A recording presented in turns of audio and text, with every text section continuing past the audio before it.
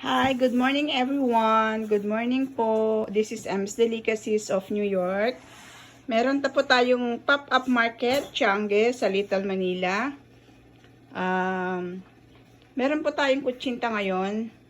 Meron tayong nilupak, meron tayong biko, meron tayong puto lansong.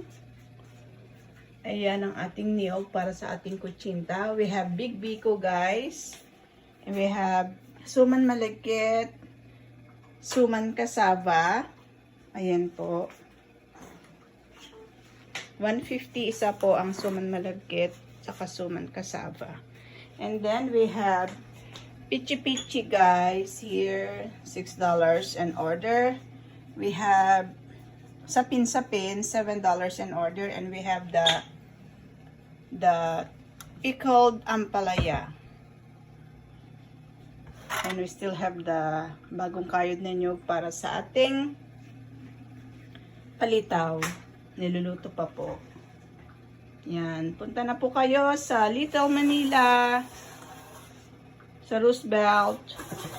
Ayan. We're getting ready, guys. Maraming salamat sa patuloy na tiwala sa Ems Delicacies. Have a good day, everyone. God bless.